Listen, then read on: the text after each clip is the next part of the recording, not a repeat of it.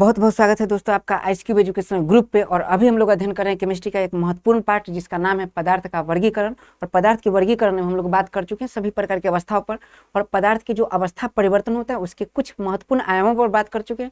और आज का हमारा टॉपिक है जिसका नाम है संघनन। बहुत इंपॉर्टेंट टॉपिक, हम लोग बात करते हैं उस पर, संघनन पर। संघनन, ध्यान देते हैं संघनन क्या है। एक छोटा सा पार्ट जिस पर बहुत आराम से हम लोग ध्यान दे सकते हैं संघनन पर। तो संघनन को देखते हैं, करना क्या है संघनन में। देखिए जैसे हम लोग पीछे पढ़े क्या, अगर मान लीजिए सॉलिड है, सॉलिड लिक्विड में और लिक्विड गैस में, तो सॉलिड लिक्विड में इसे कहते हैं मेल्टिंग या फ्यूजन, लिक्विड गैस में इसे कहते हैं वेपोराइजेशन या फिर इवेपोराइजेशन।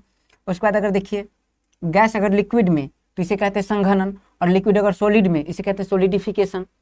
तो गैस अगर लिक्विड में Gl, गैस अगर लिक्विड में Gl तो इसे कहा जाता है क्या, संघनन, गैस अगर लिक्विड में। तो इस बात को समझिए, मामला क्या है, इसको कैसे समझेंगे। तो ऐसे देखिए होता है क्या, जैसे मान लीजिए पृथ्वी है, पृथ्वी इसके पहला मंडल, तो पृथ्वी के चारों तरफ पहला मंडल को क्या कहा जाता है, क्षोभ मंडल।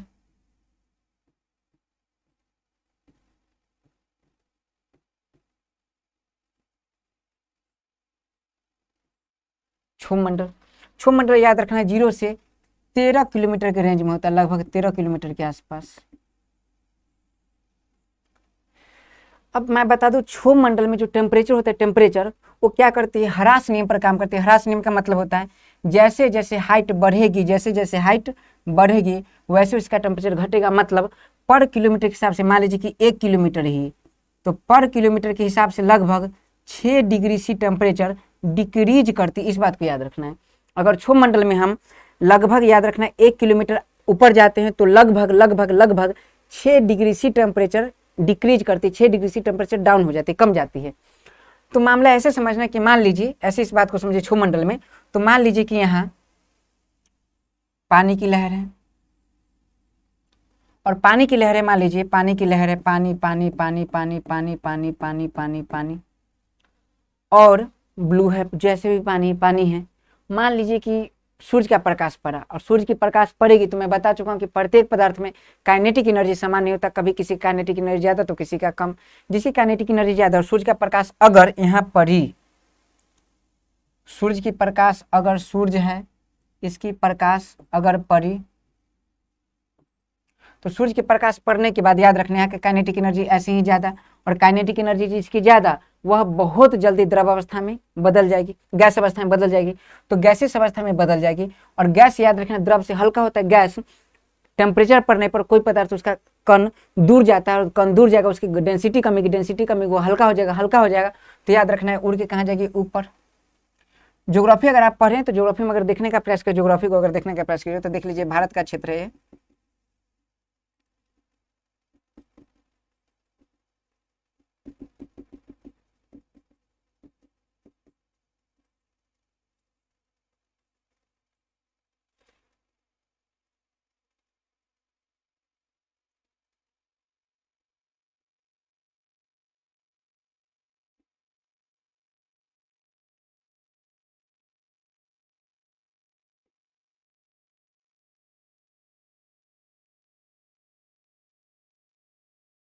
देखिए भारत है, और ये जो क्षेत्र जिसे कहते हैं पश्चिमी तट, और पश्चिमी तट से जो हवा जाती है, ध्यान देना हवा जाती है ऐसे। और अब आप सुने होंगे बात, ये विंध्याचल पर्वत है, तो विंध्याचल पर्वत का क्षेत्र यहाँ देख लीजिए, कच्छ, यहाँ देखिए अरावली। तो आप ध्यान देते हैं, इस बात को समझते हैं अगर, तो यहाँ से जो पवन जाती है, यहाँ से जो पवन जाती है वो प्रॉपर क्या करती है, इस विंध्याचल से टकरा के यहाँ विंध्याचल की घाटी में, नर्मदा की घाटी में प्रॉपर बारिश करवाती है। अगर इधर देखते हैं तो देखिए कच्छ वाले पर्वत से टकरा के गुजरात में बारिश करवाती है। लेकिन राजस्थान है, राजस्थान में जो पहाड़ी है वो पहाड़ी बिल्कुल इस दिशा में, जैसे है ना नॉर्मली कि इस तरफ है, ऐसे ऐसे पड़ती है। तो इस ऐसे पड़ने के कारण याद रखना, जैसे है ना ये, तो ऐसे पड़ती है, ऐसे पड़ने के कारण हवा टकरा नहीं पाती, और गैस टकराना बहुत जरूरी है, हवा टकरा नहीं पाती, इसलिए राजस्थान में बारिश नहीं होती। और राजस्थान में डिजर्ट है, सूखा वाला क्षेत्र है। तो मैं बार बार बता रहा हूँ, चीजें आप समझिए कि हवा का टकराना बारिश के लिए बहुत जरूरी है, क्योंकि गैस ही द्रव में बदलती है। अब इस बात को अगर समझने का प्रयास करिए, इधर समझिए इस बात को। चलिए ये ज्योग्राफी का पार्ट है, ज्योग्राफी को भी इस पर डिस्कस करेंगे, प्रॉपर ज्योग्राफी अगर पढ़ी होगा तो ये बातें समझ में आ रही होगी। अब यहाँ समझना जो चीज़ें ठीक है, तो ये लिक्विड है, लिक्विड क्या हुआ, गर्म हुआ, और हवा क्या होती है, हल्की होती है। हवा हल्की चीज़ हमेशा ऊपर, जैसे ईंट लीजिए, ऐसे छोड़ दीजिए, ईंट ऐसे पटक के छोड़ दीजिए, तो होगा क्या, धूल कण ऊपर उड़ेगी, मतलब हल्का चीज ऊपर और भारी चीज नीचे। तो हवा क्या है, हवा हल्की, तो हवा क्या होगी, ऊपर उड़ेगी। और हम जानते हैं जैसे जैसे हवा ऊपर जाएगी, ऊपर जाने पर क्या होगा, ऊपर जाने पर क्या होगा, ऊपर जाने पर क्या होगा, तो ये चीजें क्या नीचे आई है। ये तो लाइट है, तो लाइट को हटा दीजिए, लाइट को हटा दीजिए, लाइट को क्या दिखाने की आवश्यकता है, ठीक है। अब हवा क्या ऊपर गई, और ऊपर हवा जाके याद रखना है ये क्लाउड का निर्माण कर ली। अब क्लाउड का निर्माण क्योंकि ऊपर जैसी जाती, तो ऊपर जाने पर याद आपको रखना है कि 1 किलोमीटर पर 6 डिग्री से टेम्परेचर घटा, और जो बादल बनती है लगभग 5 किलोमीटर पे बनती है। तो याद रखना है यहाँ टेम्परेचर कितना था, तो टेम्परेचर मान लीजिए पृथ्वी पर टेम्परेचर कितना है, तो 25 डिग्री से है, मान लीजिए 25 डिग्री से टेम्परेचर है। और जैसे ही जाए बादल कितने किलोमीटर पे बनती है, बादल 5 किलोमीटर पे बादल बनती है। तो याद रखना है बादल 5 किलोमीटर बनी, तो 5 किलोमीटर मतलब याद रखिए 6 डिग्री से 1 किलोमीटर पर 6 डिग्री से कम रही है, तो 6 × 5 मतलब 30, लगभग याद रखना 30 डिग्री से टेम्परेचर कम जाएगी। और 30 डिग्री से टेम्परेचर कम जाएगी मतलब क्या हुआ, जो आपका गैस जो है, क्या है, गैस जो गई है, और गैस को क्या किया गया, ठंडा किया गया। और पीछे मैं बता चुका हूँ, जब अगर गैस को आप ठंडा करते हैं तो गैस ठंडा होके क्या बना देती है, द्रव बना देती है। और इसी प्रोसेस को क्या कहते हैं, इसी प्रोसेस को कहा जाता है संघनन। तो गैस क्या हुई, गैस यहाँ ठंडा होकर, गैस ठंडा होकर क्या बना देगी, द्रव बना देगी। अब जानते हैं कि जो द्रव है, द्रव पर पृथ्वी गुरुत्वाकर्षण बल लगाएगी, गैस पर देखिए यहाँ गैस है, द्रव है, तो किस पर गुरुत्वाकर्षण बल का मान ज्यादा होगा, तो गुरुत्वाकर्षण बल का मान द्रव पे ज्यादा होगा, गैस पे कम होगा, क्योंकि F बराबर Gm1m2/r²। तो m1m2 याद रखना है, मास किसका ज्यादा है, गैस का या फिर द्रव का, तो मास ज्यादा है द्रव का, इसलिए याद रखना इस पर गुरुत्वाकर्षण बल ज्यादा लगेगा। गुरुत्वाकर्षण बल ज्यादा लगने के कारण ये जो है पूरा याद रखना है, बारिश जैसा, बारिश के रूप में ऐसे ऐसे बारिश होने लगेगी। साफ साफ बातें क्लियर ये है, साफ साफ बातें समझिए, बात ये है कि बारिश बड़ा खूबसूरत हो गया। तो साफ साफ बात ये है कि संघनन क्या है, तो संघनन का मतलब होता है कि जब गैस किस में बदल जाए, द्रव में बदल जाए, तो उस प्रोसेस को क्या कहते हैं, संघनन कहते हैं। और संघनन के कारण क्या होती है, बारिश होती है। इस बात को याद रखना है, चीजें बहुत आसान है। जब कभी कभी क्या होता है, समझिए इस बात को, जब हम केतली वगैरह में जब पानी गर्म किया जाता है, कुकर में पानी गर्म करते हैं जनरली, तो आप देखते होंगे वाष्पीकरण हो रही है, वाष्पीकरण से वाष्प उड़ रहा है ऊपर, और ऊपर उड़ने के बाद जब गैस वगैरह बंद कर देते हैं, बंद बर्तन को छोड़ देते हैं जनरली ऐसे ही, तो वो वाष्प कुकर के ऊपर वाला ढक्कन से टकरा के बाद में ठंडी हो जाती है, और गैस ठंड होकर द्रव में बदल जाती है, और वह द्रव के रूप में, ड्रॉप के रूप में याद रखना ऊपरी सतह पर ऐसे ऐसे पड़ी रहती है। तो ड्रॉपलेट का निर्माण किससे होता है, संघनन से होता है। इस बात को याद रखना, ये हमारा संघनन का पार्ट था, बहुत इंपॉर्टेंट पार्ट था। यहाँ से याद रखना ये बातें, जनरली आपसे सवाल ही पूछा जाएगा। और बारिश बनने की घटना तो याद रखना है, ये चीजें 5 किलोमीटर पर होती है, इसलिए याद रखना संघनन से ही क्या होती है, बारिश होती है। अच्छा याद रखना है कि बारिश के लिए क्या क्या जिम्मेदार है, तो बारिश के लिए पहले तो यहाँ क्या हुई, वाष्पीकरण। तो बारिश के लिए, वर्षा के लिए 2 बातें जिम्मेदार है, पहला क्या है वाष्पीकरण, दूसरा क्या है संघनन, ठीक है। अब मैं एक बात बताता हूँ, वर्षा कहाँ होगी, तो वर्षा जब भी होगी तो क्षोभमंडल में होगी, क्योंकि 5 किलोमीटर के रेंज में। तो इस बात को याद रखना है, वर्षा, जितने भी तूफान वगैरह जो भी घटना क्षोभमंडल में होती है, इसीलिए याद रखना है जितने भी वायुयान वगैरह सब कहाँ उड़ा जाते हैं, क्षोभमंडल से ऊपर समताप मंडल में। तो इस बात को याद रखना, ये हमारा संघनन का पार्ट था। अब बड़ा इंपॉर्टेंट पार्ट हो जाता है एक, जिसे कहते हैं गुप्त उष्मा। तो गुप्त उष्मा जनरली हम लोग, हालांकि मैं छोटी सी बात यहाँ डिस्कस करता हूँ, और हम लोग इसे पढ़ेंगे हीट, एक लेसन है फिजिक्स में, बहुत डिटेल से पढ़ेंगे वहाँ। छोटा सा मैं बात करता हूँ गुप्त उष्मा होती क्या है और संवेदनशील उष्मा क्या होती है।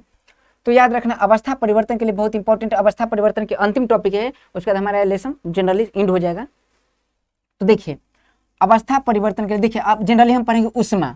उष्मा 2 प्रकार की होती है। अब हम लोग क्या करेंगे, एक लेते हैं पहले बर्तन, दूसरा लेते हैं बर्तन, इसमें डाल देते हैं पानी, इसमें डाल देते हैं बर्फ, आइस क्यूब, एजुकेशन ग्रुप। इसमें मैं जैसे ही क्या किया, बर्फ डाला। बर्फ डालने के बाद आप ऐसा कीजिए, इसका टेम्परेचर मान लीजिए कि 25 डिग्री सी है, इसका टेम्परेचर मान लीजिए, बर्फ है तो मानना क्या है 0 डिग्री सी है। आप क्या कीजिए, इसमें टेम्परेचर बढ़ा दीजिए, कुछ भी टेम्परेचर दीजिए, याद रखिए इसका टेम्परेचर बढ़ के हो जाएगा 28 डिग्री सी, कुछ भी टेम्परेचर तो बढ़ा। ऐसा कीजिए कि इसमें टेम्परेचर दीजिए, कुछ भी टेम्परेचर दीजिए, आप थर्मामीटर लगाइए, और थर्मामीटर लगा के मान लीजिए, थर्मामीटर मैंने लगा दिया, उल्टा लगा दिया मैंने थर्मामीटर। आप देखिएगा कि इसका टेम्परेचर बिल्कुल नहीं बदला, 0 का 0 डिग्री से है। मतलब फिर देखिए और टेम्परेचर बढ़ाइए, 0 डिग्री से 0 डिग्री से कांस्टेंट है, लेकिन एक चीज अंतर क्या हो रहा है, अंतर ये हो रहा है, याद रखना है कि जो बर्फ है बर्फ पिघल कर और पानी बनते जा रही है। क्योंकि याद रखना है बर्फ पानी का डेंसिटी कम, मतलब याद रखना है बर्फ की डेंसिटी जनरली, समझिए इस बात को, किसकी डेंसिटी कम होगी किसकी डेंसिटी ज्यादा होगा, तो याद रखना है बर्फ का आयतन ज्यादा होता है, बर्फ का आयतन ज्यादा होने के कारण उसकी डेंसिटी कम होगी, इसलिए बर्फ ऊपर होगा पानी नीचे होगा। तो पानी नीचे मैंने बनाया ऐसे देखिए, तो ये पानी है, तो पानी याद रखना है बर्फ क्या बदला, बर्फ पानी में बदला, लेकिन बर्फ का टेम्परेचर बढ़ रहा है क्या, नहीं। तो याद रखना है ये जो हीट है हम सेंस किसे कर पा रहे हैं, सेंस मतलब गर्मी कहाँ महसूस कर पा रहे हैं, सेंस कहाँ कर पा रहे हैं, तो सेंस हम यहाँ करें, यहाँ उंगली डालेंगे जल जाएगा, तो यहाँ उंगली डालेंगे जल जाएगा, मतलब यहाँ सेंस कर रहे हैं। इस प्रकार की हीट को सेंसिबल हीट कहते हैं, सेंसिबल हीट, सेंसिबल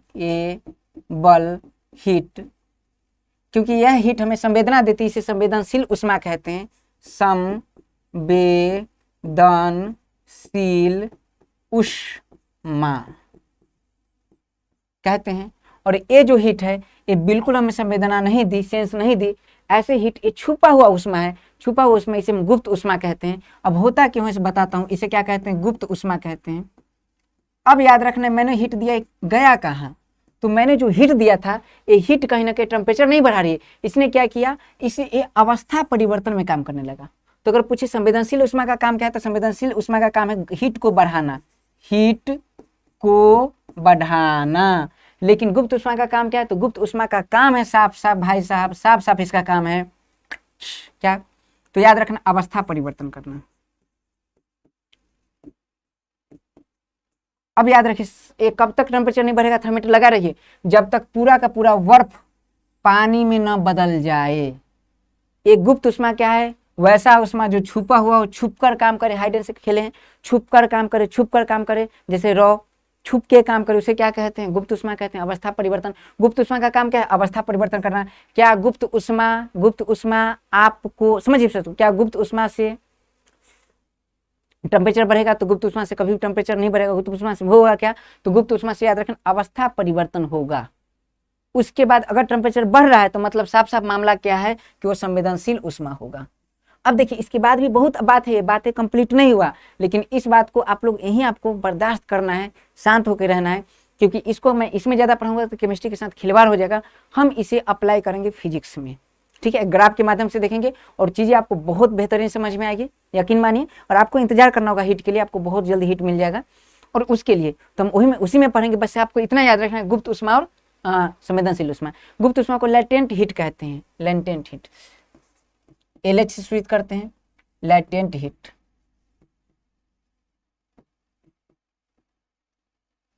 और गुप्त उष्मा का याद रखना है मास से उल्टा रिलेशन होता है, जिसका मास ज्यादा होगा उसका गुप्त उष्मा कम होगा। याद रखिए, हम लोग फिजिक्स में देखेंगे इस बात को, ठीक है। मतलब सीखना है तो जुड़े रहना पड़ेगा, क्योंकि कोई भी याद रखना है इतना महान नहीं कि एक बार में सारी बातें सिखा दे। सब चीज का डेकोरम होता है, प्रक्रिया होती है। आप चलते भी रूल एंड रेगुलेशन से हैं, तो इसका भी rule and regulation, her topic का पढ़ने का तरीका अपना नजरिया है। तो ये बात हमारा कंप्लीट है। अब हमारा जितने भी आयाम था पदार्थ के वर्गीकरण का, जितने भी उसके अवस्था परिवर्तन के प्रभाव हो सकते हैं, उस पर बात कर चुके हैं। अब हम बात करेंगे थोड़ा सा एक इंपॉर्टेंट पार्ट है, जिसका नाम है पदार्थ के रासायनिक वर्गीकरण। छोटा सा पार्ट है, देख लीजिए।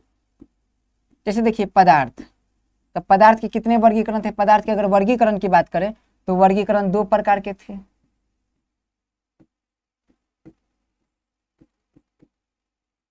वर्गीकरण 2 प्रकार के, एक याद रखना है भौतिक वर्गीकरण, भौतिक आधार पर। और जो भौतिक आधार पे था वो क्या था, याद रखना, एक ठोस, एक देख लीजिए इसे BEC, दूसरा क्या ठोस, तीसरा क्या द्रव, चौथा क्या गैस, पंचमा क्या प्लाज्मा। अब ये देखिए मैं लिख रहा हूं, इसका मतलब बिल्कुल ही नहीं मैं एक किस क्रम से लिखा हूं। अच्छा आपको डाउट होगा तो ऐसा करता हूं, मैं ऐसे सीधा लिख देता हूं। पहला क्या है ठोस, दूसरा क्या है द्रव, तीसरा क्या है गैस, चौथा क्या है प्लाज्मा, पंचमा क्या है BEC। ऐसे पदार्थ की चौथी अवस्था, पंचमी अवस्था। अगर रासायनिक गुण के आधार पर देखें, रासायनिक गुण के आधार पर, यहाँ थोड़ा सा ध्यान देना है, रासायनिक गुण के आधार पर, तो याद रखना है जितने भी, मामला ये है जितने भी पदार्थ, मतलब याद रखना रासायनिक गुण के आधार पर क्या है, जिसे महसूस कर सके, देख ना सके। ठोस द्रव गैस को आप देख सकते हैं, प्लाज्मा को जनरली देखा जा सकता है, जनरली जो चमकती चीजें प्लाज्मा है। बी सी याद रखना भौतिक अवस्था है। लेकिन रासायनिक गुण की बात करें तो रासायनिक गुण के आधार पर पदार्थ को दो भाग में बांटा गया है, एक है शुद्ध पदार्थ और एक है अशुद्ध पदार्थ। शुद्ध पदार्थ क्या है, तो याद रखना है जो एक ही प्रकार के कण के मिलने से बना उसे शुद्ध पदार्थ कहते हैं। तो दोस्तों ये जो हमारा आयाम है हम इसको कंप्लीट कर चुके हैं। एक मिनट जनरली, तो दोस्तों ये जो हमारा आयाम है हम इसको कंप्लीट कर चुके हैं। अब हम इसे देखते हैं प्रॉपर। नेक्स्ट क्लास में हमारा जो पार्ट होगा वो पदार्थ के रासायनिक विभाजन पे होगा और वहीं से हम लोग रिलेट करके तत्वों का आवर्ती वर्गीकरण देखेंगे। और यकीन मानिए तत्वों के आवर्ती वर्गीकरण से आपके लगभग समझिए कि 40 से 50% सवाल किसी भी एक लेसन से लगभग किसी एग्जामिनेशन का सवाल सॉल्व हो जाएगा, यकीन मानिए। तो हम लोग अब नेक्स्ट क्लास में जिस आयाम पर चर्चा किए उसी आयाम पर हम बात करेंगे। मिलते हैं अगले क्लास में। जय हिंद, जय भारत। देखिए बंद कीजिए।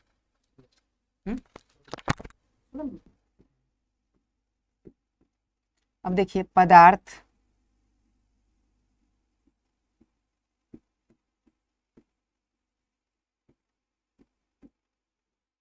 के वर्गीकरण। तो वर्गीकरण के हम लोग दो आधार देखें, एक हम देखें भौतिक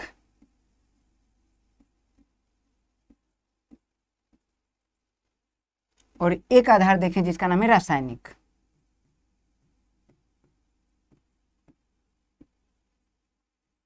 हम लोग अभी रासायनिक पर बिल्कुल बात नहीं किए थे और भौतिक पे कुछ बात कर चुके हैं, जनरली भौतिक पर बात कर लिए हैं।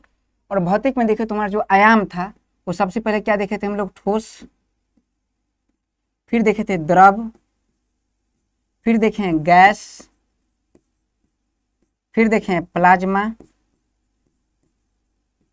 और फिर पंचमा अवस्था जिसका नाम है बी ई सी।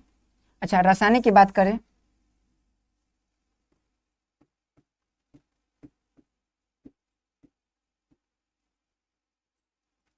रासायनिक, तो रासायनिक बनावट के आधार पर पदार्थ को दो भाग में बांटा गया है।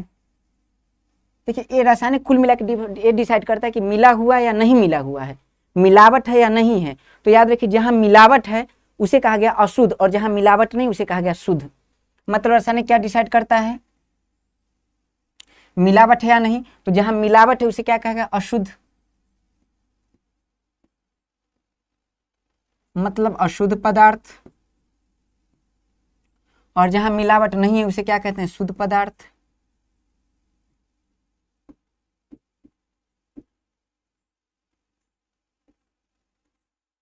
अब शुद्ध पदार्थ और अशुद्ध पदार्थ को अगर देखें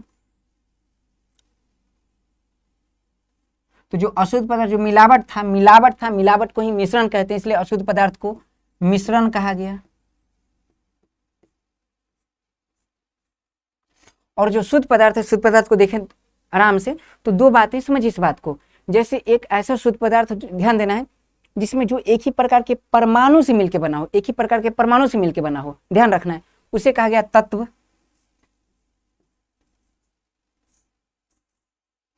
और जो ऐसे ही परमाणु से, याद रखना इस बात को, ऐसे ही परमाणुओं से मिलकर बना हो, मतलब एक प्रकार के परमाणु से मिलकर बना उसे तत्व कहते हैं। और याद रखना शुद्ध पदार्थ में जनरली गौर कीजिए ठीक से, जैसे मान लीजिए कि हाइड्रोजन हो और ऑक्सीजन हो तो ये भी शुद्ध पदार्थ, ये भी शुद्ध पदार्थ है। और शुद्ध पदार्थ के मिलने से जो बना हो, शुद्ध पदार्थ के मिलने से प्रॉपरली तो शुद्ध ही बनेगा, उसे कहते हैं यौगिक।